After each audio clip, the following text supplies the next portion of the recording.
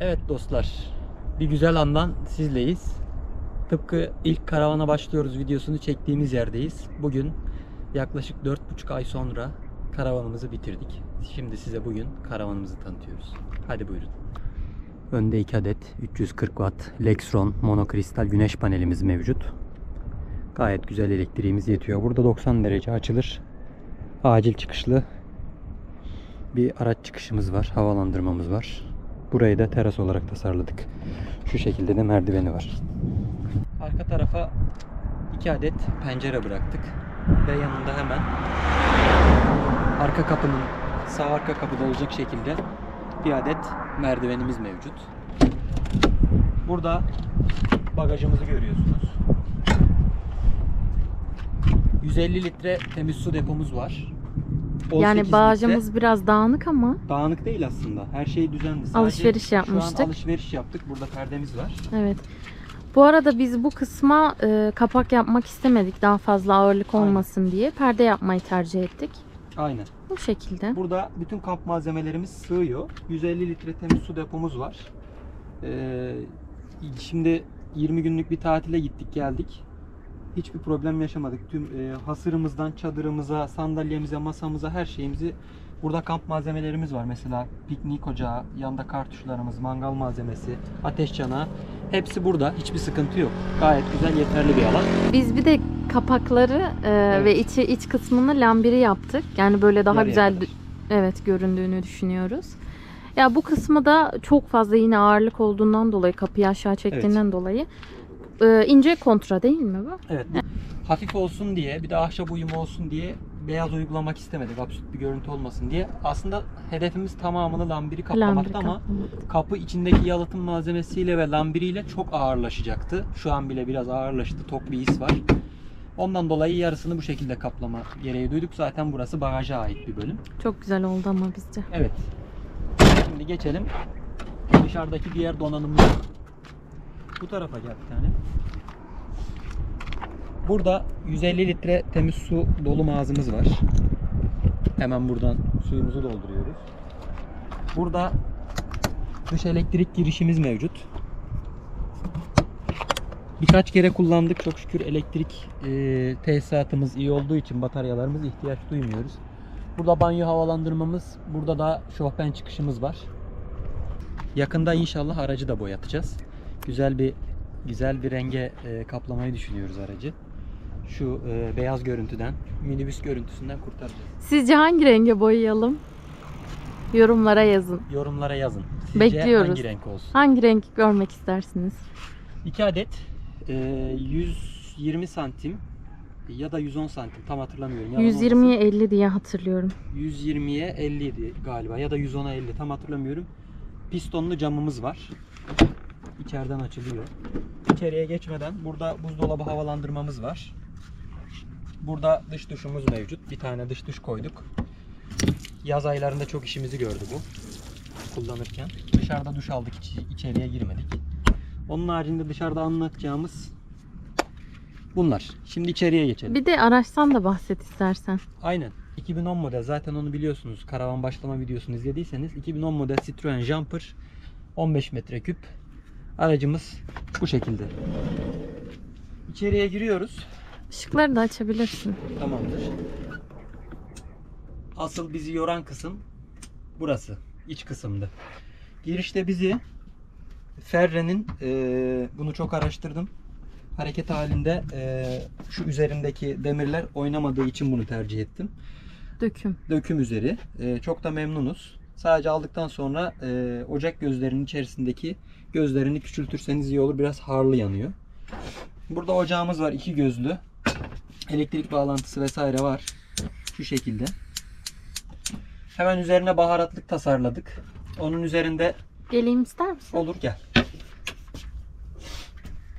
Onun üzerinde şu şekilde, burada henüz ufak detay çalışacağız arkadaşlar. Şuralara ahşap çıtaları vesaire atacağız. Çünkü vidalar gözüküyor. Bunu istemiyoruz. Şuralara çok güzel ahşap çıtalar yapacağız şuradan. Aynen. Burayı baharatlık yaptık. Bence çok güzel Evet. oldu. Daha ekleyeceğiz tabii. Ekleyeceğiz daha. Buralara fayans, dolap arası fayans aldık. Onlardan döşedik. Hemen üstünde dolap üstümüz var. Başüstü dolabı. Evet. Oraya da biz yedek battaniye. Kışlık, mont vesaire koyduk. Aynen. Burada açılır bir adet masamız var. Öne İstersen deneyebilirsin. aynen göstereyim. Bu şekilde Bu kaldırıyoruz. arada buraya da açtıktan sonra kirli sepeti koyduk hani aynen. ıvır zıvır koymak için. Kaldırıyoruz, bırakıyoruz. Sonra şu şekilde öne geçebiliyoruz. Bu çok büyük bir kolaylıkmış. Herkese de tavsiye ediyoruz. Burada şöyle bir şey yapacağız yalnız. İşte kullanınca insan böyle olsa daha iyi olur diyor. Şu seviyeye kadar bir dolap yaptıracağız şuraya. O da yine alttan açmalı olacak. Şu seviyeye kadar. Üstüne basıp öne geçeceğiz. Evet. Şunun yerine dolap yaptıralım diyoruz. Bu kirli çamaşır Ve serisi aynen yerine. oraya dolap, içerisine de Webasto'yu koymayı Hem de düşünüyoruz. Webasto koyacağız. Webastomuz var. Aynen. Sonrasında bunu tekrardan açıyoruz. Bastırıyoruz. Burası Yani tezgahımız genişlemiş oluyor. aynen uzun bir tezgah oluyor burası. Şu şekilde uzun bir tezgah. Evet. Burada kaşıklığımız var. Kaşık, çatal Evet. vesaire. Burada piknik tüpü vesaire, işte blender, smoothie makinamız vesaire hepsi burada. Bunlara emniyet yapıyoruz arkadaşlar. Yola giderken kendiliğinden açılmasın diye. Sonra gelelim banyomuza. Hemen burası banyo. Şöyle bu arada banyonun bence dış kısmından da bahset. Olur. Şu kısımlardan falan. Köşeli olsun istemedik. Bu köşe çıtası, alüminyum çıta. 1.8 santim kavak kontra kullandık biz. Onun tam ebatında 1.8 santim köşe alüminyumu. Bir kalını vardı. Şuralara geliyordu şöyle ama çok sırıtmasın diye incesini aldım. Aynen. Bunun kenarına da, kapağının kenarına da alüminyum 18 milim ince çıta kullandık. Buraya kulp vesaire yapacağız. Yavaş yavaş devam ediyoruz yapmaya. Aynen. Eksiklerimizi gördükçe şu an kulp yerine şunu kullanıyoruz. Ama açacağız. Açacağız. İçeriye geçtiğimizde göster bir tane. İçerisi şu şekilde. Tavanda dokunmatik ışığımız mevcut. Şu, şöyle göstereyim. Evet. Açamadım. Evet. Şu şekilde bataryamız. Evet. Bu da Evet. Seaflon'un 18 litre taşınabilir portatif tuvaleti. Kapıdan içeriye su girmesin diye de duş perdesi koyduk şöyle bir adet. Açabilirsin, geçip gösterebilirsin istersen. İçeriye su geçmesin kapı aralığından, ne olur ne olmaz diye şu şekilde bir duş perdesi taktık buraya. Aynen. Hem kapıyı kapatıyoruz hem o duş perdesini. Garanti olsun diye. Su çıkmasın diye. Aynen. Onun haricinde burada anlatacaklarımız bu kadar. Evet. Geçelim içeriye. Işığı kapatma.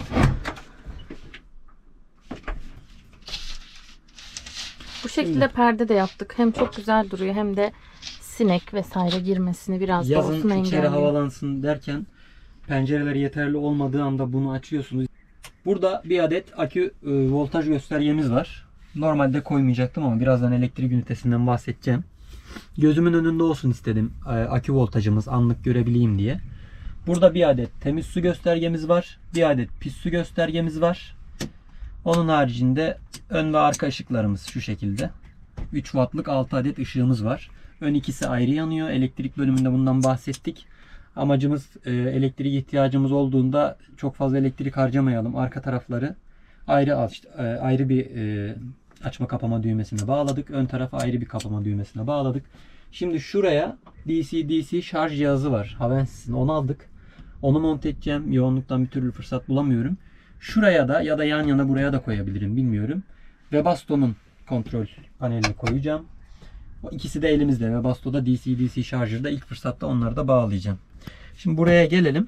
Burada 2,5 santim masif çamımız var. İçerisine siyah evye 45'e 55 siyah evye monte ettik. Burada siyah bir adet bununla uyumlu olsun diye bataryamız mevcut. Hidraforumuzdan bahsetmiştik. Araçta 1 litre basınç tankı, 18.9 litre de Seaflon'un hidraforu var. Burada yine fayanslarımız devam ediyor, fayans detayımız. Ocağın üzerindekinden. Biraz renkli olsun istedik. Evet. Burada kapaklı olmasına dikkat ediyoruz. Yani okuduğum kadarıyla su kaçmasın diye kapaklı kullanın diyorlar. Açık priz hiçbir yerde kullanmadık gibi bir şey. Sudan uzak yerler hariç. Burada bir adet kapaklı prizimiz var. Bir adet kapaklı prizimiz de burada var. Burada kahve makinamız var. Hemen yanında Ya birçok deterjanlarımız. şeyi koyabilir. Burada dolap altı ledimiz var. Üst Çok tarafta güzel. dolaplarımız var. 4 adet. Tam 4 tane. Şu şekilde içlerinde bardağımız, tepsimiz, Bardak vesaire. bardak Mutfak altı eşyası. vesaire var. Son ikisinde kıyafetlerimiz var. Bunlara da böyle kilit yaptık yine. Son 2 tanesinde, bir tanesinde benim, bir tanesinde bebeğimin kıyafetlerimiz mevcut. Buraya gece uyurken ani bir elektrik açma ihtiyacı olur, ışık açma ihtiyacı olur diye bir adet pilli gece lambası astık. Yatağımız 130 santime 187 santim. 2 kişi çok rahat sığıyor burada. Şöyle göstereyim. Ben 1.79'um boyum. Çok rahat sığıyor. Burada tavan havalandırmamız var. Sinekliğimizi görüyorsunuz. Burası acil çıkışlı. Olur da bir şey olursa diye direkt açıp yukarıya çıkabiliyorsunuz şu şekilde. Ya da yukarıdan aşağı inebiliyorsunuz. Aynı şey. Burada da yine arka tarafa sineklik bıraktık. Kapı açıldığında çok güzel oluyor tabii. Evet, bunu Seyrekçakıl plajında açarak denize karşı uyumuştuk. Yine YouTube'da olacak videomuz ilerleyen bölümlerde. Denize arkasını yanaştırdık aracın. Kapıları açtık. Sadece bunları çektik ve rüzgara karşı denize karşı uyuduk. Çok güzel bir şeydi. Arkada 2 adet perdemiz var. Şöyle küçük.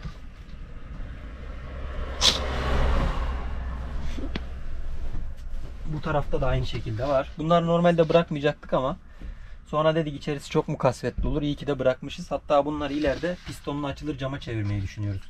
Bu PSA grubuna özel pistonlu açılır cam yapmışlar. Şu aracın plastik siyah kısımlarına da bir Ar-Ge düşünüyorum. Orayı da kapatacağım. Oradan çok mutlu değilim. Kötü bir görüntü oluyor. Onun haricinde şurada bir adet çiftli USB var. 1 amper ve 2.1 amper. Şuraya bir adet telefon cebi yapmayı düşünüyorum.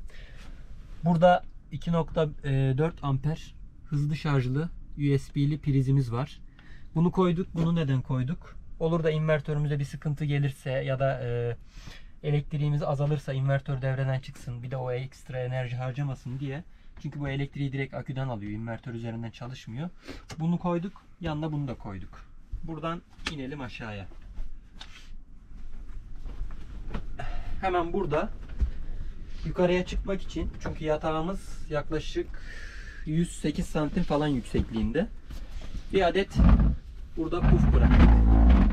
Biri geldiğinde hem burada bunu bu şekilde yemek yerken kullanabiliyoruz, hem de yukarıya çıkarken ayağımızla basıp üzerinden yukarıya çıkabiliyoruz. Rahat oluyor. Aynen. Burada sürgülü kapıda olduğu gibi bir adet yine penceremiz var. Şöyle perdeleri yana alayım. Bir adet sinekliğimiz var. Pencere ölçüsünde. Kaldırdığımızda burada pistonlu camlarımız bizi karşılıyor. Açıyoruz ve mis gibi oturuyoruz burada. Bayağı da esiyor şu an. Evet, şu an çok güzel esiyor. Olur da gece ışığa sinek gelmesin derseniz bunu indirip devam edebilirsiniz.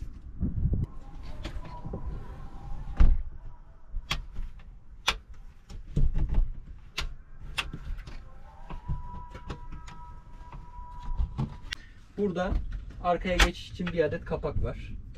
Bağaca Buradan geçiş için. yazın şöyle bir şey yaptık. Bu normalde mini buzdolabı. 90 litre bildiğiniz ofis tipi buzdolabı. 3 çekmeceli derin dondurucuyla gittik yaz tatiline. Buz ihtiyacımız oluyor diye ve çok güzel bir şey oldu. Biz bütün buz ihtiyacımızı buradan karşıladık. Tabii ki Buraya de çok mantıklı oldu. 32 litre katlanır sahil tipi deniyor sanırım. Termoslardan koyduk. 4 adet dolabın içerisinde soğurken buz aküsü. Ben her sabah içerisindeki 4 adet erimiş, artık sıvılaşmış buz aküsünü change yaptım ve 20 gün, 22 gün yaklaşık biz bunu bu şekilde kullandık. Buzdolabı olarak burayı kullandık. Derin dondurucu olarak burayı kullandık. Çok da işimizi gördü. Arka tarafta bir şeye ihtiyacımız olduğunda buradan geçebiliyoruz. Burası da bu şekilde. Burada yine alt tarafta gözlerimiz var. Buzdolabının gözü, fişinin olduğu yer. Ya eşya gözü olarak Evet, kullanabiliyoruz. 2 adet çekmecemiz var. Burada evet çekmecemiz var. Buralara da yine emniyetlerimizi koyduk. Baharatlık vesaire olarak kullanıyoruz. Burayı da burada mini buzdolabımız var. Işıklı. Bunu alır mısın hayatım? Tabii ki. Burada mini buzdolabımız var. Yani standart tüm karavanlarda kullanılan mini buzdolabı. Ne buzdolabı? Şunun yerini alayım. Anlatmaya devam edeyim. Burada koltuğun altını depolama alanı yaptık. Şu şekilde malzemelerimizi Depolama koyuyoruz. alanı. Aynen. Aynı şekilde.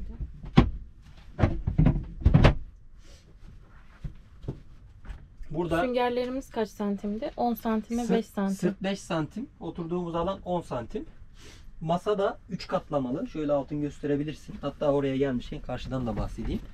Burada bir adet açma kapama vidası var. Burada bir adet açma kapama vidası var. Bunları açtıktan sonra alçaltıp yükseltilebiliyor. Aynı zamanda biz bunu indirip burada 1.30 santim uzunluğunda bir adet çocuk yatağı da oluşabiliyor. Ya da boyu kısa herhangi biri yatabilir. Burayı da aslında kapatıp yatılabiliyor. Burada bir adet yine USB'li prizimiz mevcut. Aynı mantıkla yine hemen yanında ikili USB'miz mevcut. Hızlı şarj. Gelelim buraya. Burası bizim elektrik bölümümüz. Burayı göstermek istiyorum. Şöyle. Ganimetler burada. Burada şöyle göstereyim.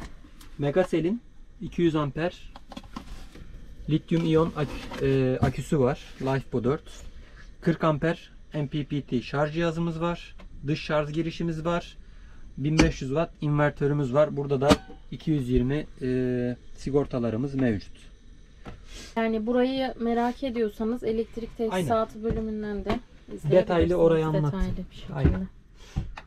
Burada yangın sensörümüz var arkadaşlar. Karavanda bence olmazsa olmaz. Olur da gece ya da biz karavanda yokken bir sıkıntı çıkarsa diye 10 metreden çok rahat duyulabiliyor Çok sesi fazla dışarıdayken. sesi, çok yüksek bir Çok ses. tiz bir sesi var ve hatta belki 20 metreye kadar sessiz bir ortamda gider. Karavanda bir şey olduğunu anlarsınız.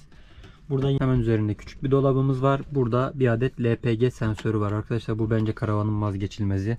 Olur da gece LPG'de bir kaçak olur vesaire, karbon monoksit zehirlenmesi yaşamayın. Hemen oturma alanının yanındaki alandayız. Burada 2 adet bölmeli dolabımız var. Şuraya 1 adet ya da 2 adet her neyse bir bölme daha yapacağım. Arka tarafta zaten öncesinde de bahsetmiştim. Yapım videolarında buraya kombi koyduk. Arkada kombimiz var. Dışarıda bacasını gördüğünüz yer burası. Arka alana tasarladık. Su girişleri, elektrik girişleri, priz vesaire hepsi burada altta. Şurası çok uzun ve geniş bir alan oldu. Büyük ihtimal buraya bir bölme daha yapacağız. Üst alanında kullanalım, ölü alan olmasın diye. Burası da bu şekilde.